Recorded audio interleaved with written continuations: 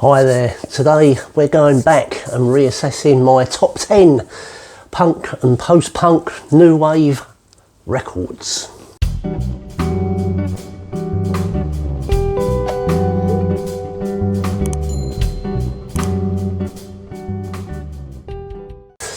Hello and welcome back to my channel, or welcome if this is your first time, and if it is your first time, don't forget to hit like, subscribe and tap that notification bell. It really does help the channel grow. Today I'm revisiting a theme I first tackled a couple of years ago, the 10 essential, in my opinion, punk and new wave albums in my collection. Some picks have stayed the same, others have changed as I've added new pressings or rediscovered older favourites. This list isn't about rarity or price, it's about records that, to me, best capture the spirit and innovation of punk and new wave and post-punk. The late 70s and early 80s were a time of radical change in music. Bands tore up the rule book and experimented fearlessly and created sounds that still resonate today. So let's dive right in.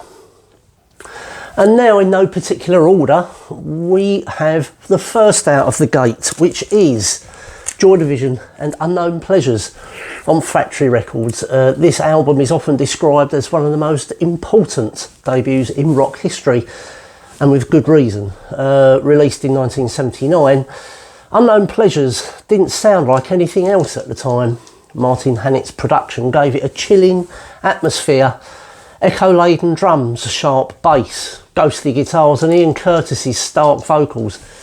It's punk stripped of its chaos, rebuilt into something colder and more cerebral.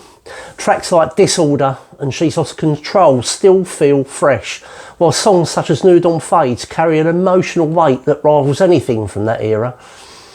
My copy is a 1979 UK first pressing on Factory Records, manufactured at the WEA pressing plant in West Drayton. It features the iconic textured sleeve and printed inner, but unlike later pressings, it doesn't have the townhouse etching in the dead wax. The sound on this pressing is astonishing. The low end is deep without being bloated, and Stephen Morris's drums have that eerie, cavernous space Hannett was aiming for. Every time I put it on, it feels like a complete immersion in a sonic world. This isn't just a record, it's a manifesto that laid the groundwork for post-punk and beyond. Unknown Pleasures, Joy Division. Next we have Matt Johnson and Burning Blue Soul on 4AD. Released in 1981 on 4AD, Burning Blue Soul is technically Matt Johnson's debut solo album, predating the, but already you can hear the DNA of what was to come. It's fascinating mix, shards of punk aggression, dub-like bass lines, experimental tape effects and loops, and ghostly ambience. Songs like Another Boy Drowning are bleak and cinematic, while Bugle Boy and Icing Up mix raw guitars with electronic textures in a way that few others were attempting at the time. For me, this album was a grail. I bought my first copy back in 1982, and it's been a personal favourite of mine ever since. Over 40 years later, it still holds pride of place in my collection. My copy is an original UK first pressing from 1981, featuring the psychedelic eye artwork and a vintage style flip back sleeve. That sleeve design feels like a deliberate nod to classic 60s pressings, giving the album a sense of timelessness. The sound is analogue and a little murky in places, but that's part of the charm. It makes the album feel subterranean, like it's beaming in from another dimension. Johnson would go on to create more polished political and commercial records as but Burning Blue Soul is the raw blueprint of what was to come. Next we have the Chameleons and What Does Anything Mean, basically on Static Records. The The Chameleons are one of the greatest overlooked bands of the post-punk era. They never achieved the commercial success of peers like Echo and the Bunnymen and The Cure, but their influence on later alternative and shoegaze acts is undeniable. What Does Anything Mean, basically, released in 1985, is a stunning Somophore effort. It builds on their debut with a more expansive guitar textures, dreamlike atmospheres and haunting lyrical themes. Songs like Perfume Garden and Singing Raw Britannia feel widescreen, like soundtracks to imaginary films. My copy is part of the Abbey Road reissue series from 2018. It's pressed on heavyweight, clear vinyl with updated artwork by guitarist Reg Smithies. The sound is clean, with added clarity in the mid-range and punchier drums compared to the original Static Records pressing. That said, I strongly suspect this was cut from digital files rather than the original master tapes. There's a certain gloss that smooths out the grit of the analogue mixes. Still, it's an essential album and one I revisit often. What Does Anything Mean, basically, by the Chameleons. Next, we have a recent purchase of mine, and we have Ultravox by Ultravox from 1977. Before me Dure and synth pop stardom, Ultravox were led by John Fox, an altogether different beast. Their 1977 debut is a hybrid of glam, punk and proto-electronic experimentation. Produced by Brian Eno and Steve Lillywhite, the album sounds jagged and futuristic, full of sneer, swagger and strange textures. Tracks like Saturday Night in the City of the Dead bristle with punk energy, while I Want to Be a Machine and My Sex show the band pushing towards something more electronic and maybe more avant-garde. My copy is a UK first pressing on the Island label, and sonically this is sharp, aggressive and very, very alive. This album didn't sell well on release, but in hindsight it's one of the true pioneering statements of the mid to late 70s, paving the way both for new wave and synth-driven post-punk. Ultravox by Ultravox. Next, out of the gate, we have another personal favourite of mine, The and Infected on the Some Bizarre label. In 1986, Matt Johnson had evolved far beyond his debut. Infected is ambitious, political, and loaded with dense, danceable grooves. Steve Lillywhite's production gives it a glossy but powerful sound, and Johnson pulls in collaborators from across the musical spectrum. Nana Cherry lends soulful vocals to Slow Train to Dawn, while Steve Hogarth, later of Marillion, adds piano throughout the album. The rhythm section, anchored by ex-ABC drummer David Palmer, drives tracks like Heartland with muscular precision. Lyrically, Johnson is furious, taking aim at politics, consumerism and Western foreign policy. It's an angry, intellectual album disguised as a pop record. My copy is a UK first pressing with the torture cover, as they call it, later reissued with the more commonly found cartoon cover, I suppose you could say. This is a fantastic record and really worth seeking out. It was also part of a short film, promotional film for Infected, which featured the majority of the tracks on this album. Infected, The. Right, next, a slurp of coffee. If Unknown Pleasures was the manifesto, Closer was the Requiem. Released just 2 months after Ian Curtis's death in 1980, the album is suffused with grief, tension and resignation. Tracks like Isolation, 24 Hours and The Eternal feel monumental, both in scale and in emotional impact. The production is stark yet spacious, with Hannett once again giving the music an otherworldly aura.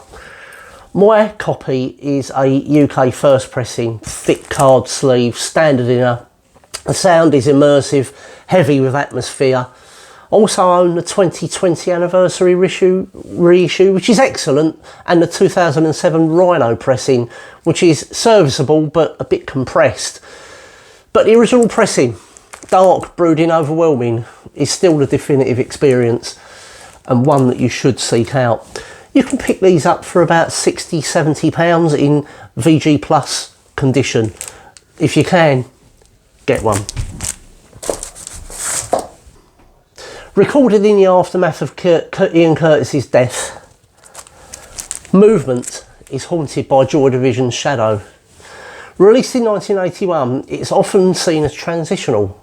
To Joy Division to be fully New Order, and to New Order to be Joy Division. But that's exactly why I love it. Songs like Dreams Never End and ICB carry echoes of Joy Division's intensity, while tracks like Chosen Time hint at the electronic direction the band would soon embrace. My copy is a UK first pressing mastered at the Townhouse in London. The sound is precise, cold, almost architectural. The sleeve, designed by Peter Saville, is a masterpiece of minimalist design, pale blue card, Bauhaus inspired lines and a stark sense of mystery. It's an album that might have confused people in 1981, but in hindsight it's a brave and beautiful bridge between two eras, and still my favourite New Order album, period. Right, for this next record, we go across the pond. Across the Atlantic, punk and new wave took a different turn. And this band, the Dream Syndicate, were part of the LA Paisley Underground scene. They channelled the Velvet Underground more than the Sex Pistols. Their 1982 debut, The Days of Wine and Roses, is raw, jagged and hypnotic. Songs like Tell Me When It's Over and the title track are sprawling, feedback-drenched journeys that balance chaos with control. I just love this album. My copy is a Record Store Day reissue, complete with bonus material. You've got an extra 12-inch and a 7-inch on this pressing. The artwork, with its turquoise block design, faithfully replicates the original Ruby Records release.